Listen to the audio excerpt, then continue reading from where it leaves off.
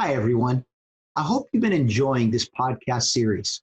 We started about a month ago, and along with our co-host, Professor Scott Lacey, we've learned a lot in the last month, and I'm very happy that the outcomes of our conversations have been insightful, provocative, and forward-thinking.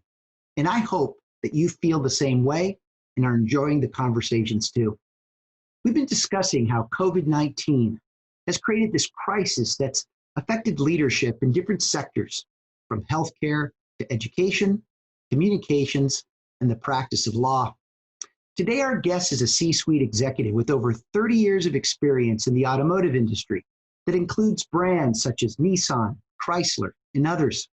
Fred Diaz has recently served as the president and CEO of Mitsubishi Motors of North America. As you will experience, his transparent, trusting, and do the right thing approach to business is contagious and one that we need more of from leaders in today's age of personalization. Together, we will discuss how emotional intelligence, transparency, and vulnerability are powerful tools for leaders that are under constant pressure to deliver and increase key performance indicators. Let's get started.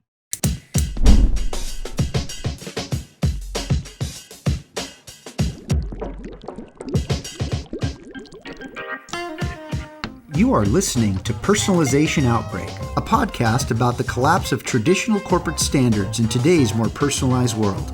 I'm Glenn Yopes. I'm a leadership strategist, author, contributor to Forbes, and founder of the Leadership in the Age of Personalization movement. On this show, I'm interviewing executives across multiple sectors to find out how the balance between standardization and personalization can exist. Thanks for joining us, Fred. Thank you very much, Glenn. That was a very kind introduction. I'm actually blushing right now. Well, they'll all see you as they watch the video. But Fred, listen, I'm really pleased that you're with us and can't thank you enough. I'm going to start off with a little story. This crisis that we're all living, it's impacting all of us in one way, shape, or form. But it reminds me of my father and his wisdom that he shared with me, the numerous stories of his life's journey that I still remember since I was 12 years old, if you can believe that. It's the kind of impact that he had. But my father was 50 years old when I was born, and he passed away nearly 7 years ago at the age of 97. Wow. Now, Fred, I used to think that my father's greatest gift to me as his son was his wisdom. But this crisis has really made me think differently and awakened me to think that my father's greatest gifts were his patience, his ability to listen, take notes, to be in the moment, and provide unconditional love. These gifts allowed him to teach me the right lessons, tell me the right stories, and to share the right nuggets of wisdom. I used to call my father, and I still do, I should say, the master of moment recognition. Like he knew what to do when the moment called for him. And now I understand why he continues to be respected and remembered by many. Now it's about who he was and what defined him as an individual. So my first question for you is this, Fred. Why are times of crisis such defining moments for leaders? First of all, thank you for sharing that story with me about your dad. Sounds like he was an amazing, amazing man and certainly a great influence on you and a big part of what made you who you are today, Glenn, which is why I think you and I have this connection. And from the moment we met, we gravitated towards each other. And I think both you and I owe that to your dad. So thank him for that. Thank you so much. So going back to your question, I think there's not enough emotional intelligence in the way leaders lead today. There needs to be a lot more of that. And during times of extreme crisis, and I've been through a lot when I was with Chrysler Corporation, going through the Lehman shock and going through bankruptcy with the company, the extreme growth mode that we were in at Nissan, relocating a company from California to Tennessee. Those are extreme circumstances where as a leader, people have to believe you and believe in you and believe what I like to say, that your intentions are pure, that what you're doing are real and that you're doing it for all the right reasons. And I think too many leaders are afraid of showing that emotional side of them and wearing their emotions on their sleeves. And because of that, they sometimes have extreme difficulty making that connection with their employees and with their leadership team that may report to them as well. So I have found that communicating with an extreme sense of transparency, almost to a fault, I would say. And there are some things that as a C-suite executive, you just, you have a fiduciary responsibility to keep that to yourself. But to the extent that you're able to share transparently and communicate and let people know that what it is that you're doing and where we're going, that it's for all the right reasons, it builds that trust. It shows that sincerity. It shows that you care, or as I like to say sometimes, that you give a, you know what, fill in the blank. And that it earns that respect with the employees that makes them say, you know what, this guy, this girl, whomever it may be, their heart's in the right place. And they're doing this for the protection of the company as well as for the protection of us as employees. Such a great story. And it's so true. And, one of my mentors once told me, in fact, he told me recently, that if you can't be trusted in the known, how can you be trusted in the unknown? Yep. Let that simmer. So on that note, you'd mentioned Chrysler. I mean, is there an example of a crisis that either you led or that you were a part of that had long-lasting impact on you as a leader? Very much so. Coming out of bankruptcy, difficult time.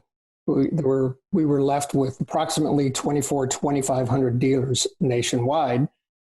But during the bankruptcy, unfortunately, we needed to downsize our dealer network.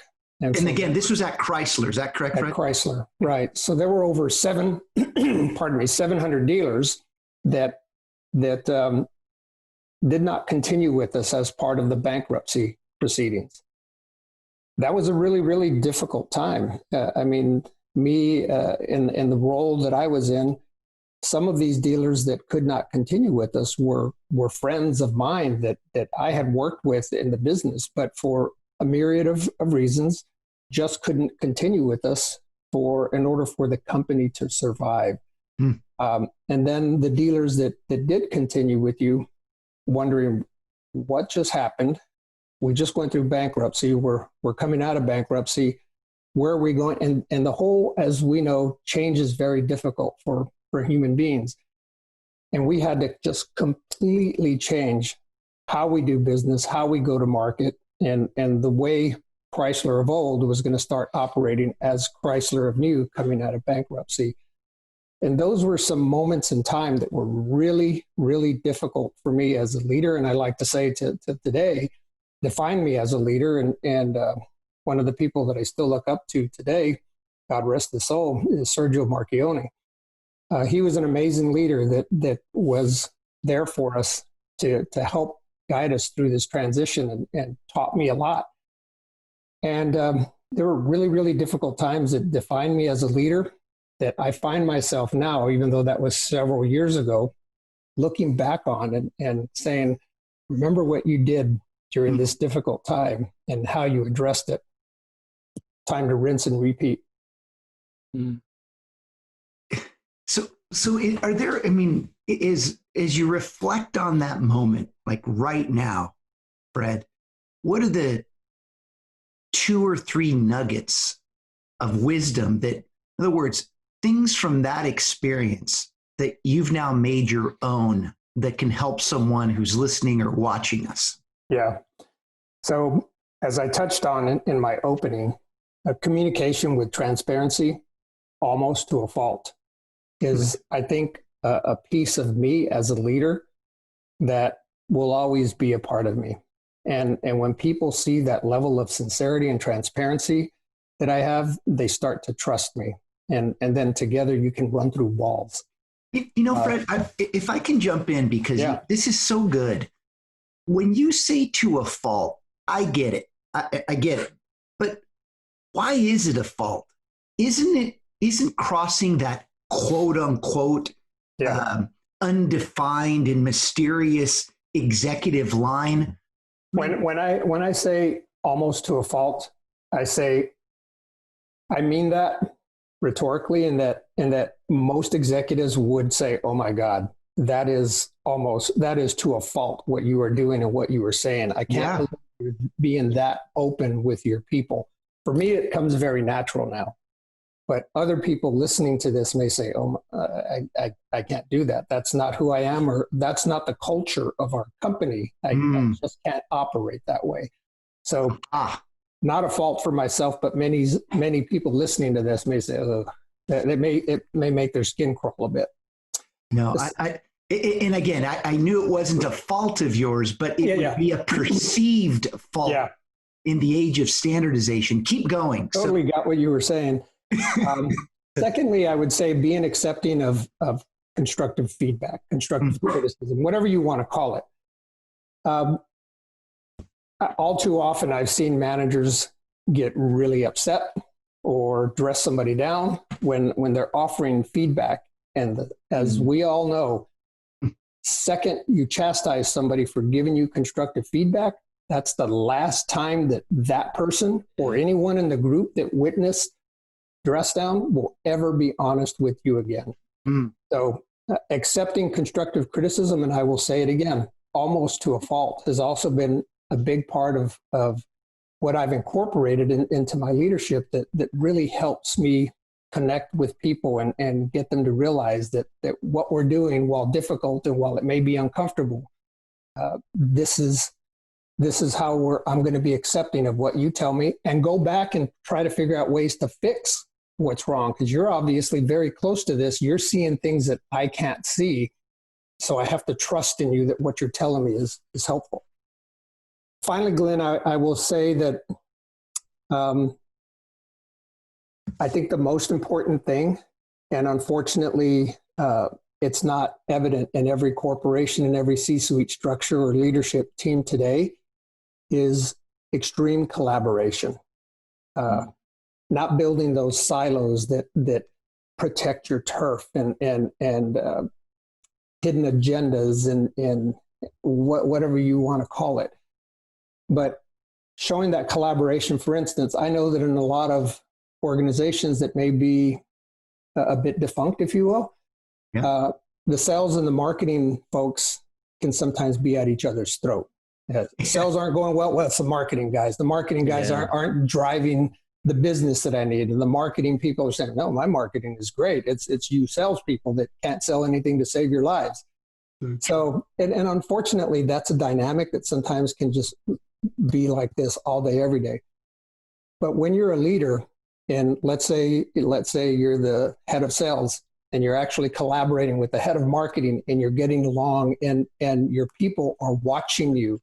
And whoa, wait a minute! Since when does the head of marketing and the head of sales get along so well? This is weird, and people will start to emulate what you're doing. Well, I guess if it's okay for them, then maybe we should stop fighting too, and get along and try to figure out a way to make this company run and hum a lot better. So, collaboration has always been a part of who I was. I can remember this as a youngster, as a teenager, and that part of me, which like you with your dad, that came from my mom. And that has been, she was a single parent and raised my sister and I by herself. And I think that spirit of collaboration is something that I learned at a very young age that serves me well today in my later years of life. Tell us a little bit about your mom. She's just a really, really neat lady. She had me when she was 18. Wow. Not something that was necessarily a planned event, but nonetheless, she had me, she raised me. Unfortunately, my father was not a part of my life, but this lady raised me, raised my sister. It took her 10 years to get her bachelor's degree. But through it all, and through me being a youngster, she persevered, and she went to college, got her bachelor's degree. And then after that, went on and pursued her master's degree. And between her and my grandfather, they were constantly pounding the value of education into me and my sister. And obviously we followed suit. But this lady, just a noble lady, she ultimately finished her career as the director of child sexual abuse for the state of Texas. So quite a difficult job, a very noble job to know what she did for a living, and heartbreaking job as well. But just an amazing lady that I pretty much owe everything to. And unfortunately now she's at a point in her life where her mental faculties are ailing significantly. So I'm dealing with that. And this whole pandemic thing is just making that aspect of it even more difficult than it already is. But thank you for asking. No, thank you for sharing. It's during times like this, there's a reason I mentioned my dad, is that I think everyone starts thinking about their life during times of crises, whether it's personal crises or your professional crises. You start thinking about your career. Did you make the right choice? Am I in the right place? I think there's a lot of time for people spend a lot of time reflecting. And I think it's important. In this age of standardization, we think about the titles, we think about all the success, but I think in this moment of individuality, it's important that people recognize that there are accomplished C-suite executives like yourself that have human lives too. And it's great for people to know the backstory. So thanks for sharing that, Fred. Very, very much. Scott, did you want to jump in? It seems to me that your observations around elevated need for interdependence and interconnectedness tie real well to what Fred's talking about when he refers to collaboration. Yeah, I was loving getting some crib notes about his corporate leadership playbook, right? Because ultimately, Fred, what you're talking about is definitely pre-pandemic, especially that you have the sort of the anti-playbook or the opposite playbook. When we think about things like the silos, right? When we think about things like emotional transparency, you're coming in with a very different playbook than was and is still to this day the norm. And I'm just curious, just to better understand where we are contextually, from your point of view as somebody that did not use that standard playbook, but before this thing even happened, you were already into some of this breaking down that playbook. What was the strength of those two pieces? What is the strength of silos? Why do reasonable, very intelligent, and well-meaning and highly efficient people, why do they go to silos? And also, why was, up till now, emotional transparency seen as more of a danger to effective leadership, as opposed to the way you're positing it and the way that we're seeing all right now, where it's an actual foundation? Yeah.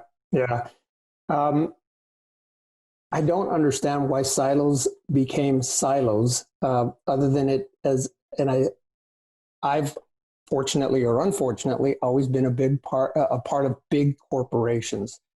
Okay. And it seems to be systemic of how big corporations run. And your world is so big, and even though you're just the head of whatever department it may be, it becomes very important to protect your turf. And as what I saw in my 30 years of experience is that as you moved higher and higher up the ladder, politics became a big part of how people operate.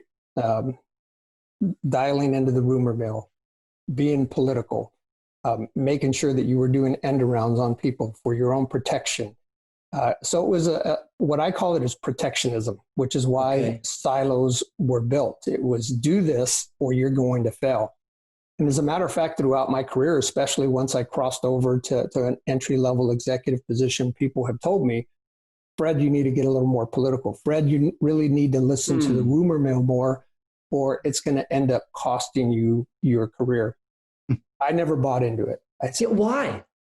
I never had time to dial into a rumor mill, which 90% of the time were nothing but rumors that never came about.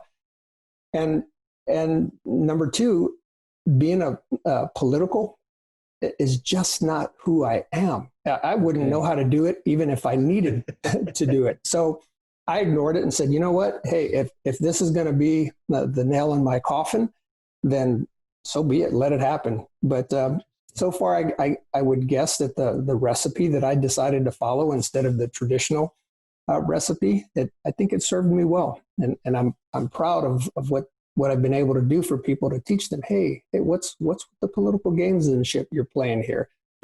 Not only am I a very collaborative person, but if I don't see the collaboration within my leadership team, I address it. And I address it in a very professional, very positive way. Like, hey, what's going on here? What made you say that to him or her? What's making you do this?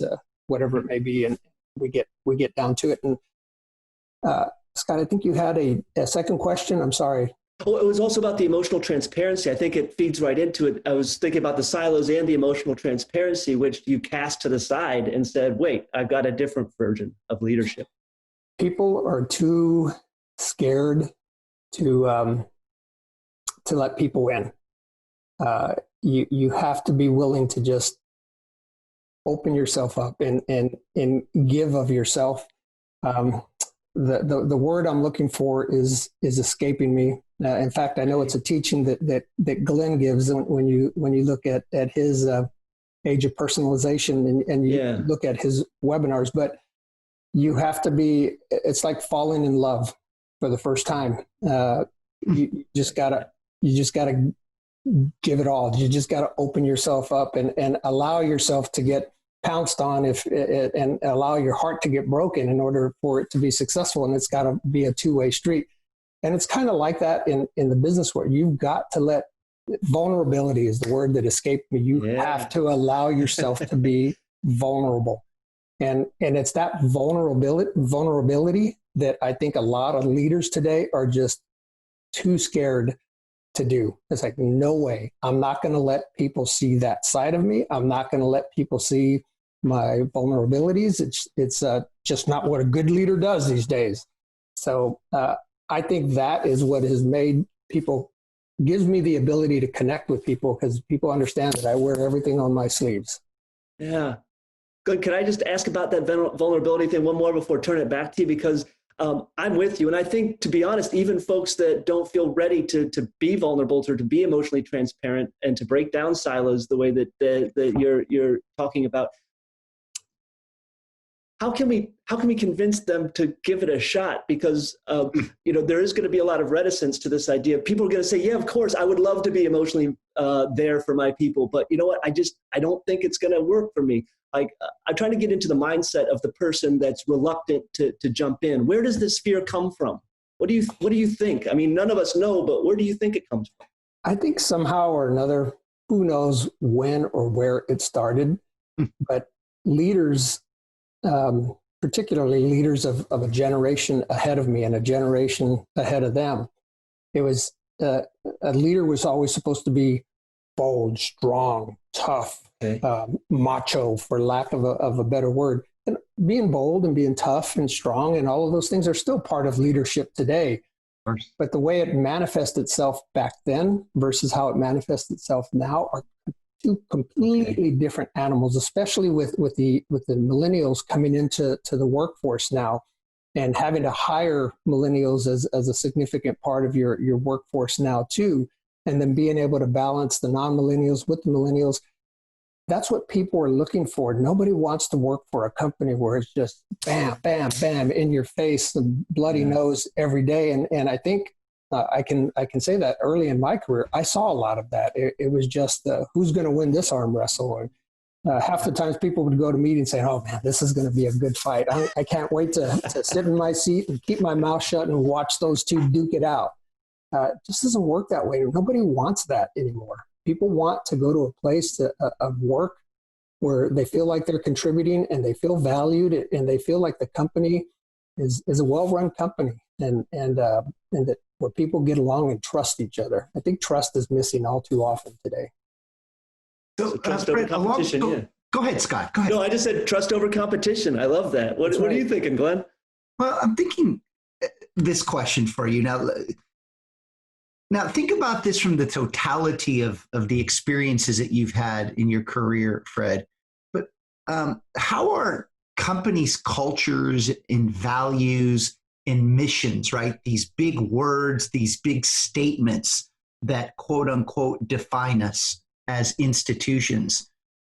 How are these things tested during times of crises? Mm-hmm. That's a very good question. And if I've said it once, I've said it a million times to my leadership team. I said, guys, girls, in this meeting, we can have very open and honest communication with each other. And we can stand in front of our employees and make these promises or say, this is how we're going to lead. This is what leadership looks like and this and that. But let me tell you something. Saying it when you're up on stage or at a town hall meeting or something like that is one thing. Trust me, when you make those promises and you say those things to your people for the next however long it may be, they are going to be watching you like a hawk to see if you're actually acting the way you said you were going to act and being the way you're saying that you're going to be. So make no mistake, when we leave this boardroom or this meeting room, whatever it may be, you're on and people are watching you. So be the leader that you're supposed to be and that you've said you're going to be. People don't forget, when you disappoint them, they're going to say, okay, so Ed said he was going to be this way, but he's the polar opposite of what he said he was going to be. Well, what a great answer and great example. So this ties into the follow-up question, is that why are people today in this crisis that is so personal, why are they so curious about what their leaders are thinking and feeling? Why I missed a couple of words there, Glenn. Why are people so curious about what their leaders are thinking and feeling during this crisis? I think just people are freaked out, if you will. Very sophisticated phrase there. They're worried about the unknown. What is this? How does this COVID-19 ultimately impact and affect all of us? And do I have the leadership within my company that's going to be able to take us through this pandemic situation and that we're going to come out of this okay? Am I going to lose my job? Am I going to be laid off? Am I going to be furloughed? So I think more than ever, people are watching and listening for cues about their leadership to make sure that their leadership team is going to be there for them. I'll give you an example of something that I did about 6 weeks ago. It's right at the beginning of all of this working from home and not going into work and social distancing and so forth and so on. And I happened to be messing around on the internet and I saw a news clip and I clicked on it. And essentially it was a bunch of kids from California and now everyone's doing it, but it was one of the first ones that I had seen. It was a bunch of kids from a choir at a local high school in California that were singing Somewhere Over the Rainbow.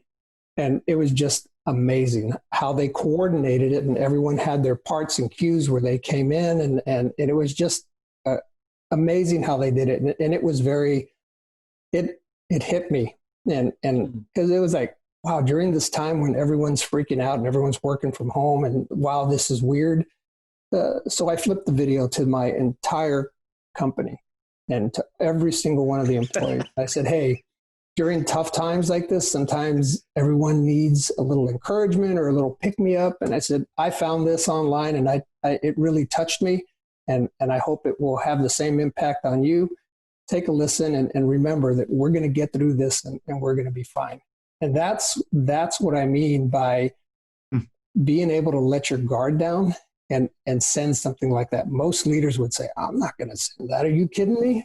My people will think I'm soft. Sending. How did your people react? How did your team react? I got a ton of email from people saying, thank you so much for basically, in a nutshell, it said, thank you so much for sending that. That was really awesome, particularly for it to be coming from our CEO, to send us a video like that to show that you actually care about us, and you care about what we're going through, and you care about what we're feeling, and you care about the fact that we're all kind of locked up and staying at home, and that we'll get through this. So certainly I wasn't looking for that. I just did it because I felt like it was the right thing to do. But the impact, I think, was long lasting to the people. You know, Fred, I think our listeners know why we're having this conversation with you now. There's no doubt. And so I didn't anticipate asking you this question. And again, if you want to take a pass on it, it's all good. But I think people want the answer. How's that? How's that to tee it up? Okay, no pressure. You know, I've noticed that that corporations, they haven't been so quick in allowing their CEOs to share what they're thinking or feeling. And I know this firsthand because as I've made attempts to reach out, while they're appreciative and they want to say something, everyone's quite timid about how to represent the organization and its leadership publicly. Now, there have been examples of Arne Sorensen from the president and CEO of Marriott International, who did a video for all of his associates throughout the world about what he was thinking and feeling. But these seem to be exceptions at a time where I think it should be the rule. So why are companies, just if you have an opinion to share, why are they so hesitant? What can be so bad about allowing their executives to provide a perspective? I mean, isn't that much like what happened to you, an empowering moment that where their employees can feel proud of their leaders sharing what they're thinking and feeling? I just don't see any damage to that. I mean, what are your thoughts? I think in my professional opinion and 30 years of experience, I think vulnerability is something that has always been something that, hey, you leave that crap at home, man. Don't bring that here to work. If that's the way you are as a person and as a father and as a husband or brother, whatever, uncle, whatever, that's fine. You can be that way. That's on your own time on the weekends or evenings. But when you're here at work, it's business, man. It's all about hitting the numbers and getting the job done. And none of this emotional intelligence thing doesn't need to be here in the office. Leave that at home. And I think too many companies and too many people are scared that if they actually lead that way, it's seen as unfortunately, because it's dead wrong, it's seen as a sign of weakness.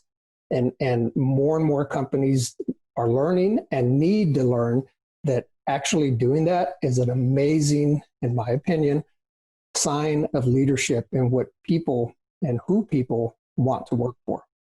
Yeah, it's interesting that, and I agree with you. And but it's so interesting how companies are quick to talk about their frontline staff, whether it's at the grocery store or clearly hospital workers, those that are delivering packages to our homes or food to our homes, those people that are on the front lines. And I think that's admirable. They deserve that kind of respect. But it's interesting how when it goes to the top, they don't want to share so much. But anyway, enough of that.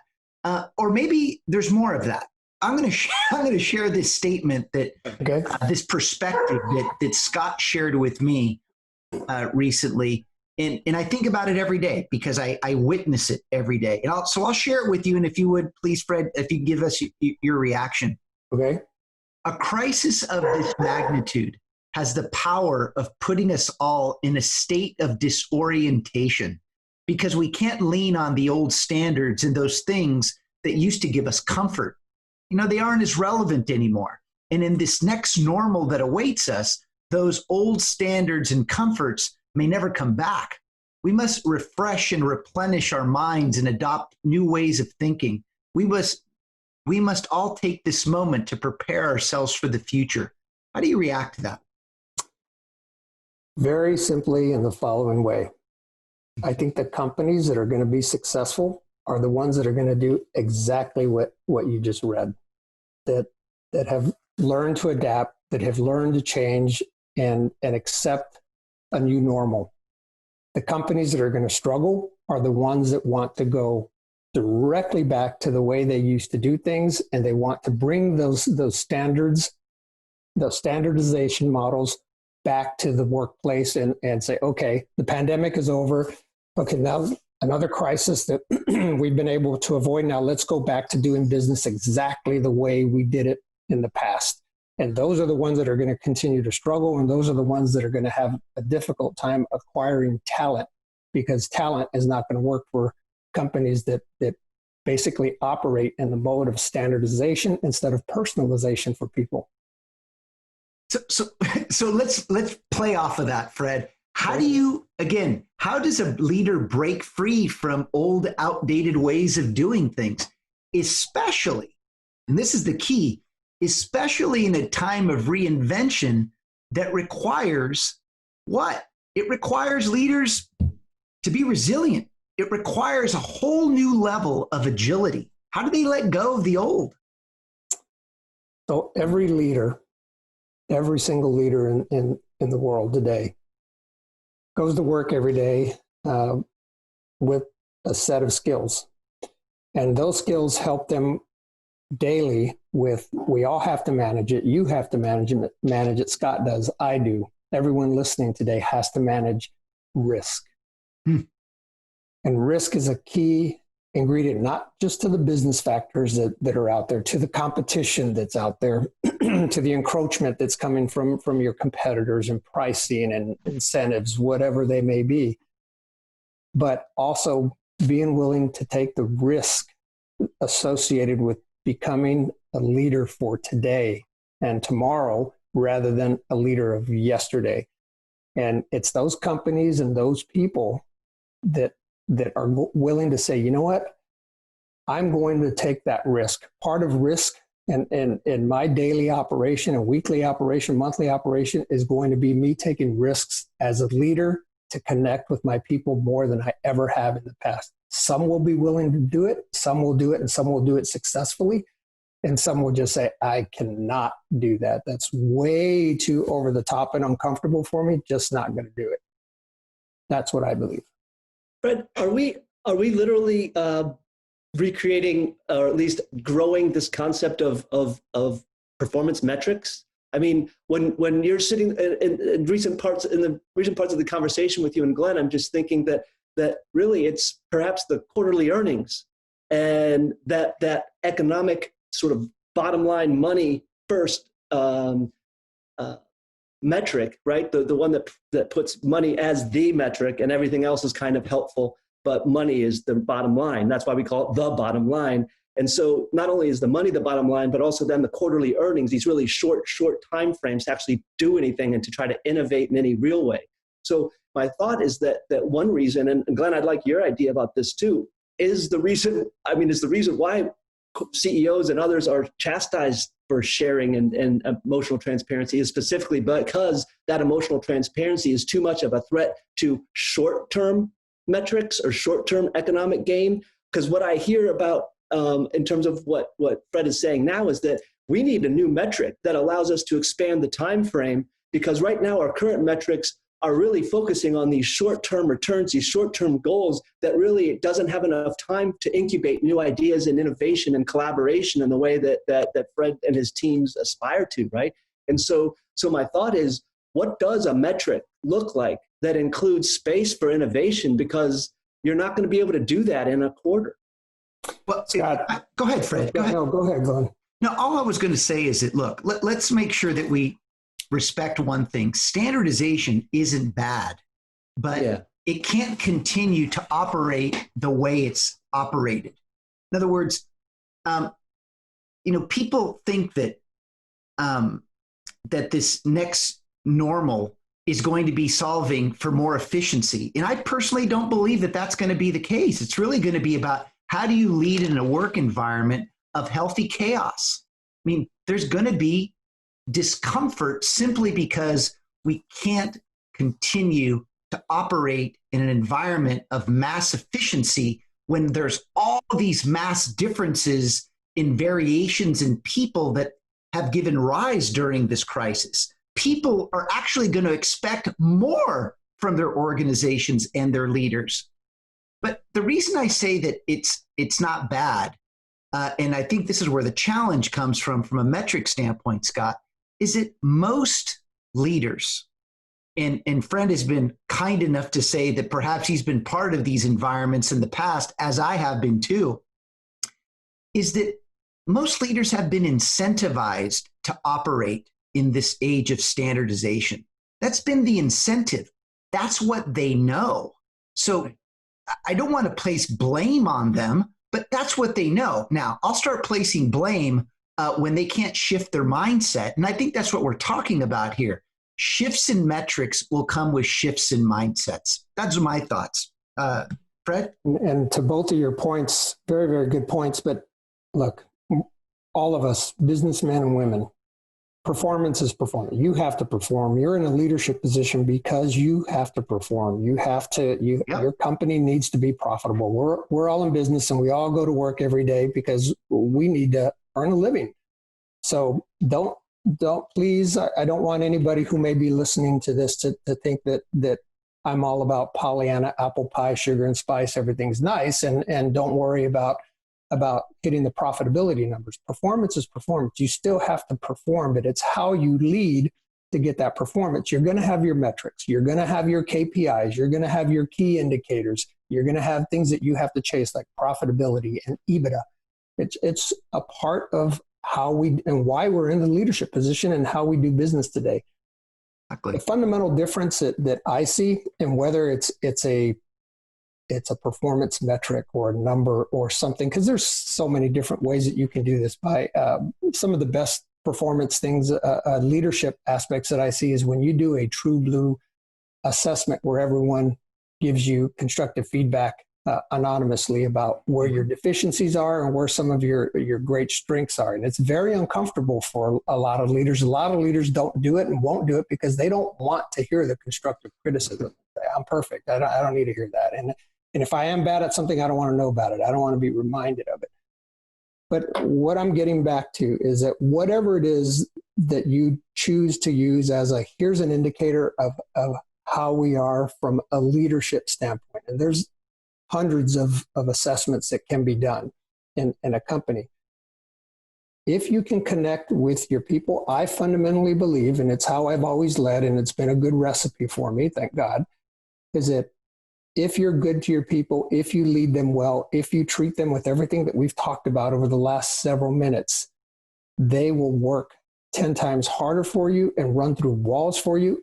And the metrics and the performance, you still have to be a good leader and a smart leader and know your business, but the numbers will come. They will come. And that's what happens. And neuroscience is on your side. As a matter of fact, social neuroscientists today, one of their common tropes that they discuss is literally they wonder why hasn't essentially the C-suite, why haven't they embraced literally the good job, buddy, in terms of compensation, that with compensation tied, or at least with recognition tied specifically to economic sort of benefits, that does help us out. Neurologically, we respond to that. But something that is equally, if not more powerful than an economic sort of recognition that I am a good member of this team, a positive member of this team, and I'm supposed to be here, I'm doing a great job, is literally having somebody tell me, good job, Scott, and that is just as effective. We do have to pay people, right? We do have to have those other metrics, but neuroscientists literally are saying what you're saying because they're saying that's how our brains are hardwired to actually want that. Yep.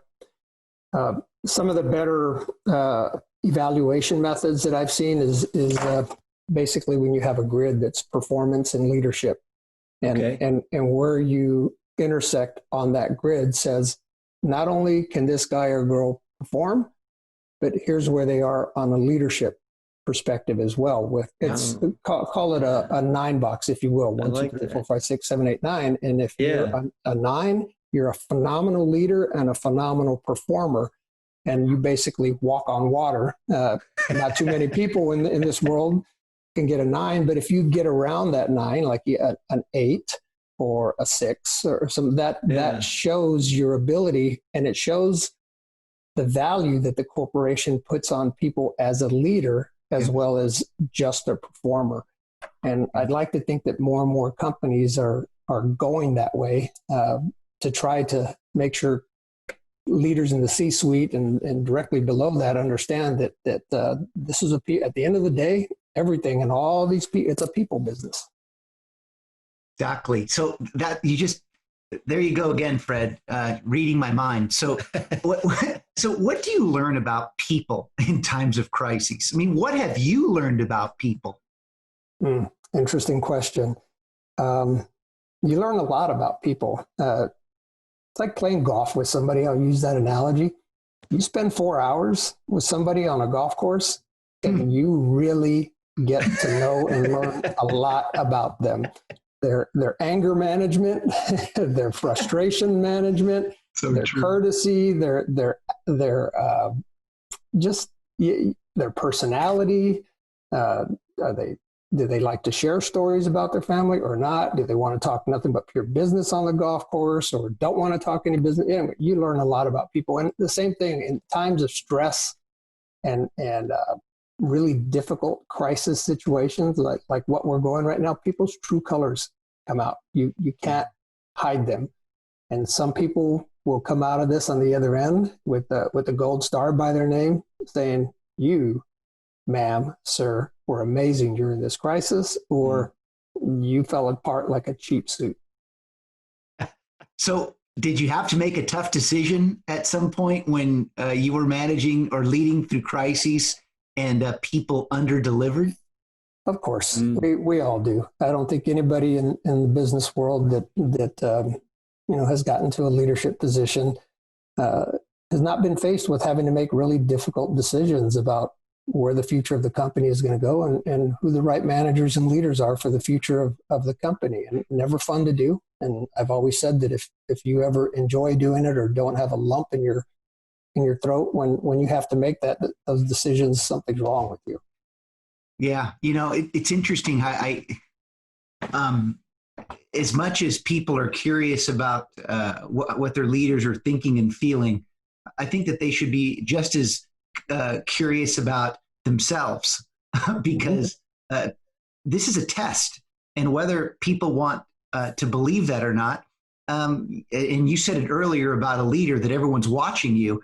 I think every employee is being watched, and I think that everyone's trying to define as they move forward who are those that I can truly rely on to help us turn this thing around.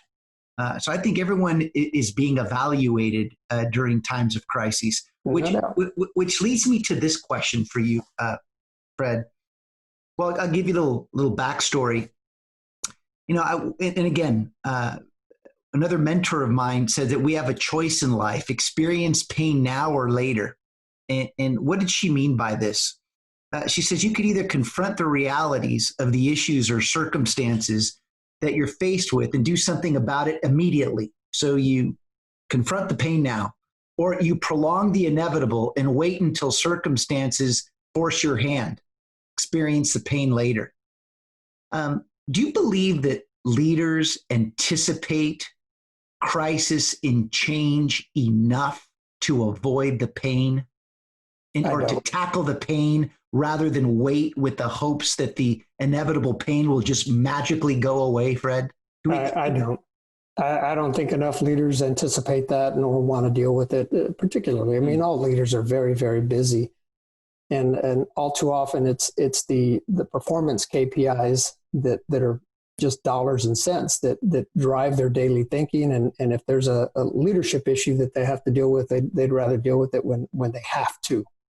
Unfortunately, for a lot of leaders, it's too little too late when it becomes a situation where, okay, now you have to deal with these deficiencies in your style or the leadership or the lack of leadership and collaboration that exists within your organization. You've allowed your C-suite team or your leadership team to just completely fall apart because of your lack of anticipation and making sure that your leadership team leads in a certain way, and then it just mushrooms and it's out of control. So let me just go back to that just a little bit. I mean, again, just because I know the type of listeners that we have, they'd want me to go deeper on this. Okay. C-suites, I mean, they've got tons of consultants that they're hiring, tons of all these external people that are trying to advise them about potential risks or potential threats to the business. I mean, how could the C-suite or executives not be thinking about the unexpected?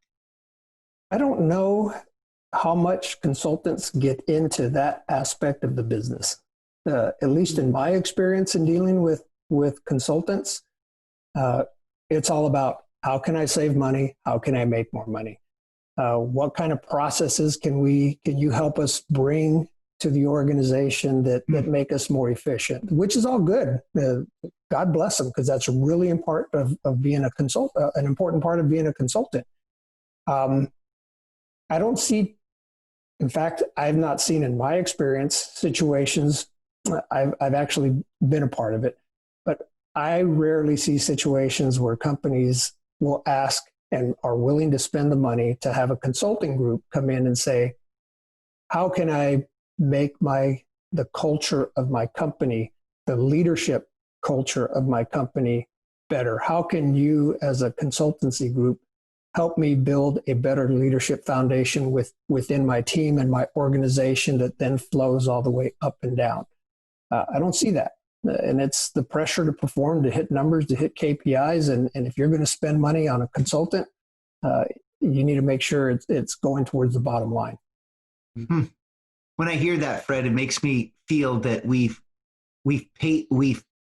placed a strategic bet on standardization to be our savior, regardless of circumstance.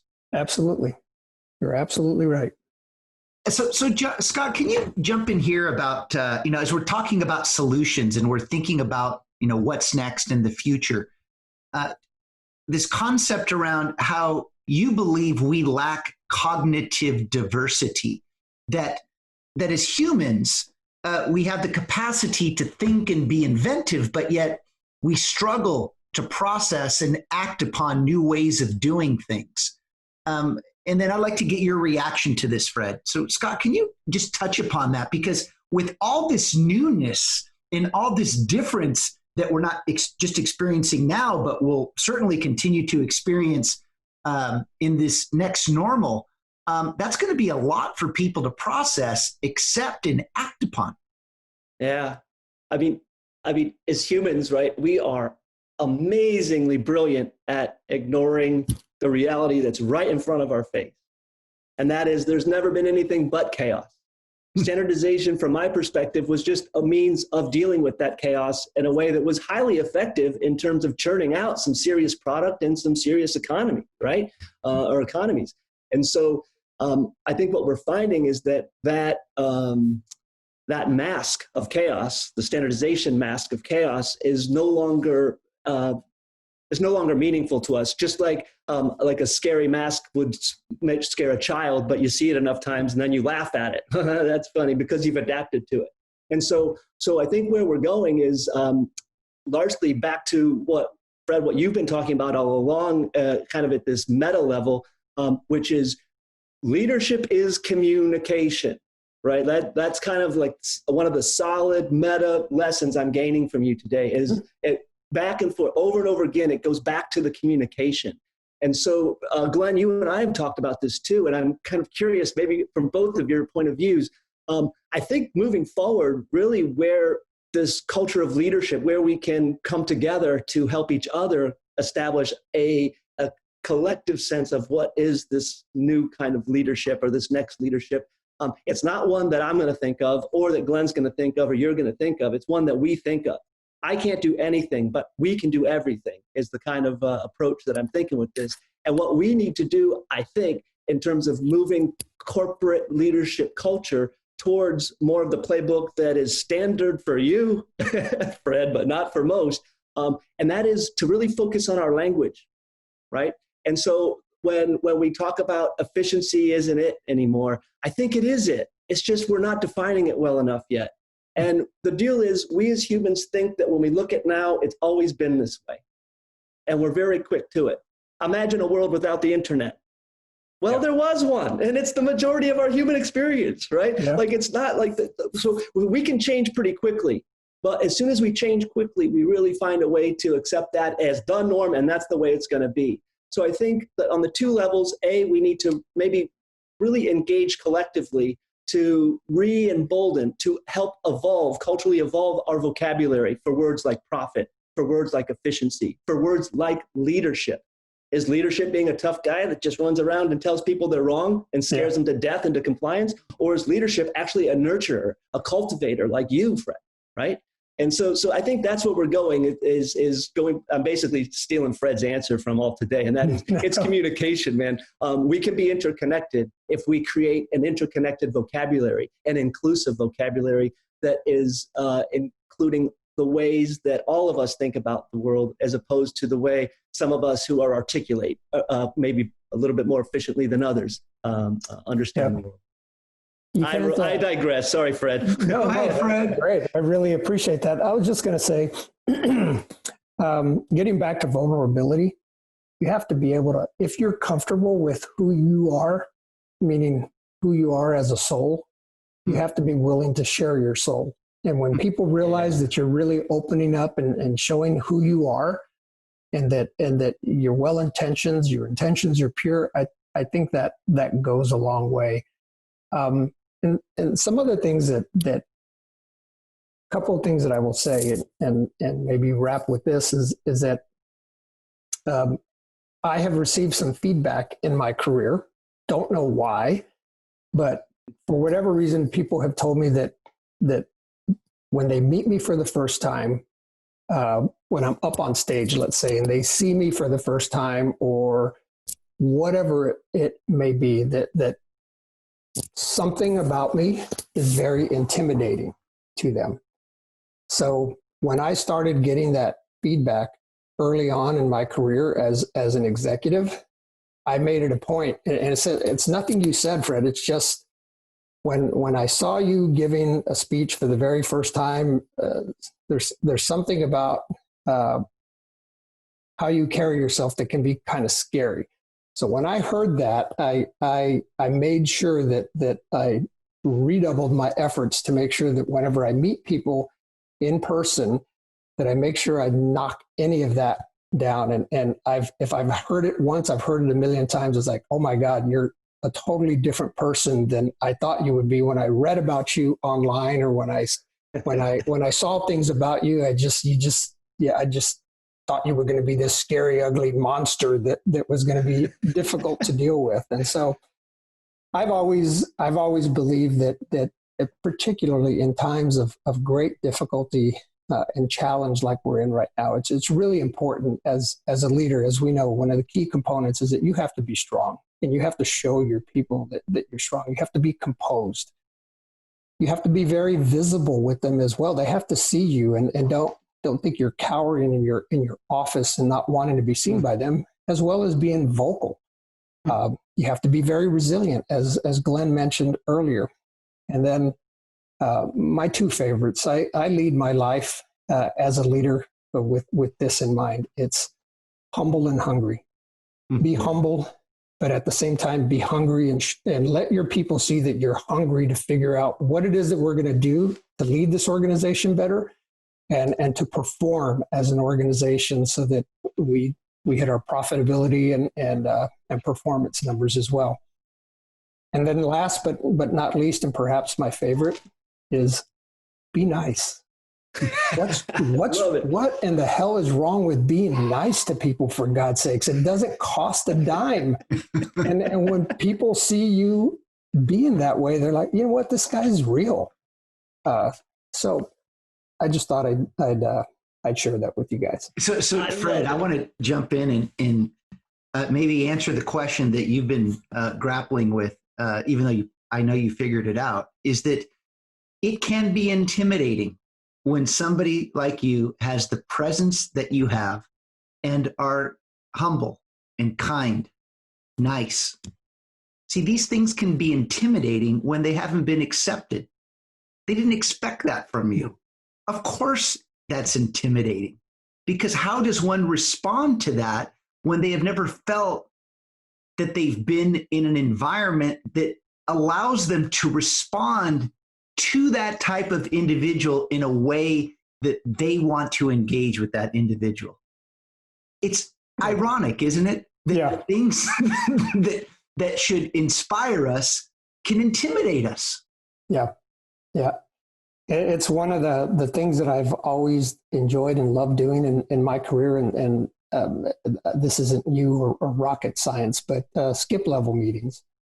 I love doing skip level meetings. It's a commitment. It's a commitment of time to your schedule to tell your assistant, hey, schedule these. I want 5 to 6 people and me, very intimate setting. It's just 1-on-6. And basically I'm going to find out a little bit about each of these people. Where do you live? Where are you from? Do you have children? This and that. And I share a lot about my personal stuff, and any personal stuff they don't want to share, they don't have to.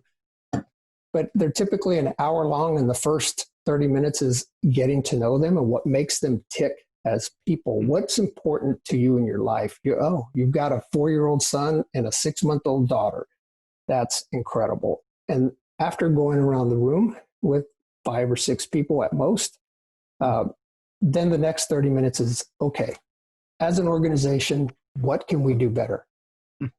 If you want to talk about some of the things that you love that we're doing, that we need to continue to do or embellish even further, that's great. But I'm more interested in what's wrong, what's gone right, what's gone wrong, and what ideas do you have for how we can make things better, whether it be corporate-wide or in your particular department and so forth and so on. And the nuggets of information about how to make your organization better that comes from those meetings are like gold. So let's wrap this up, and I'm going to play right off that. So I'm going to ask you to react to the following statement. I've often said that we're moving from a knowledge-based to wisdom-based economy. It's no longer just about what you know, but what you do with what you know. Does a crisis like this accelerate that thinking, Fred? I really believe it does. Absolutely. Expand on that, please. I think a lot of leaders are going to be forced to change the way they do business, or they're going to fail miserably. And I think some great leaders that are out there that already know how to do this are going to flourish and do even better at the leadership roles that they're in. And of course, there are going to be leaders that just can't deal with the new normal and are just going to say, you know what, I'm done. I'm hanging up my cleats, or I can't do this anymore. Or maybe even a leadership team above them may say, hey, you're getting weak-kneed now. I don't need you anymore. But I think you're going to see a lot of fallout and a lot of change within organizations, because this pandemic has changed the world as we see it. So what are some traps that you would advise leaders to avoid? Trying to stay status quo, not willing to accept the change that we're going through is the biggest trap that somebody can fall into. Embracing that change and just leaning into it, just going with it, and knowing that this is what people need. Not having your ear attuned to what your people are seeing and feeling and how this world has changed. All too often, leaders day in and day out only deal with their leadership team or their direct reports. Any levels below that are either unimportant to them. And I say unimportant to them because they don't dedicate the time to make sure that they get down to that level. And I don't even like using the word down, but they don't like going beyond the level of their direct reports. There are times when in my office, when let's say my assistant, God bless her, when she knows Fred's going crazy, his inbox is about 10 pages deep with incoming email that he needs to get to and he needs to read. So every now and then she would give me an hour of time where it was email time, because I was either that or I was going to, my nose was going to go below the waterline. And instead of sitting at my desk and just catching up on email, because we have had an open address. You sit wherever you want to sit when you come to work on a daily basis. It's not like this is your chair, this is your desk, this is your area, and you sit here all day, whatever. So I would just walk around to any department when I knew I had that time and have my laptop with me and just find an open desk and I would plop my laptop down and I would just, hi everyone. People would look at me like, what in the heck are you doing here? Why are you here? Straighten your collars. And I would just sit down and say, it's open address, right? Yeah. I'm just catching up on email. Hope you don't mind. No, yeah, that's cool. And so I would just do that. And just, even though you're doing email and you're focusing on email, the conversation that takes place around you between these groups of people, again, nuggets of information about the culture of your company that are like pure gold. Scott, any final questions for Fred? I don't got a question, but I just have or a reflection. I have a reflection, if you don't mind, a quick one, and that is, man, in the village in Mali, they taught me to say that we don't get bananas from mango trees, and so, man, you definitely, your mother, when you told us about your amazing mother and how she raised you, and essentially how she just gave, and still, even as somebody trying to enrich herself, her choice was to choose a path that was so hard, but that actually was there to serve and be with others, right? That dude, you're a mango man, you're not a banana. I know where you come from. And I just want to kind of re-recognize your mom in this because ultimately the leader that I see you being, the leader that I see that's an out-of-the-box leader, the leader who's been using a different playbook, an alternative playbook that is now becoming a much more important playbook for the norm. I can see what tree that came from. And so give your mother my best. It's really been great talking to you. Really appreciate your comments. Thank you. Right on, brother. Fred, any final comments? I just want to say that I have thoroughly enjoyed this. I've seen Scott on video many, many times, and I've always been impressed by him. In fact, knowing that he was going to be on, I felt like I was going to be on with a celebrity. So it was it was really neat to be with him. And Glenn, you know, I love you dearly as a brother, and love you too. Thank you for giving me the opportunity to be a part of this for you and your organization and with Scott. I've really enjoyed the time. Well, Fred, again, I love you too, brother. And I appreciate your time, your wisdom, just this genuine, authentic individual that you are that has enlightened listeners and viewers the world over after what you've shared with us today. So I can't thank you enough. I know that these types of interviews, you never know where they're going to go, but I hope that what people are experiencing is what is real and what is true, in that we are witnessing the collapse of corporate standards. And It's not that they're going to go away. They're just going to be repackaged in a way that honors today's age of personalization. So, Fred, thank you so much for your time. I know it's valuable. We greatly appreciate it. Yeah. And we'll be in touch real soon. But I just wanted to say thanks. And this was a lot of fun. Yeah, heck yeah. Thank you so much. Bye-bye, guys. Bye-bye. Thanks for listening to Personalization Outbreak. Make sure to subscribe so you never miss a show. If you enjoyed the content, visit ageofpersonalization.com to check out our free streaming video series and learn how to get involved in the movement. I'm Glenn Yopes. I wish you a good day, and remember, without strategy, change is merely substitution, not evolution.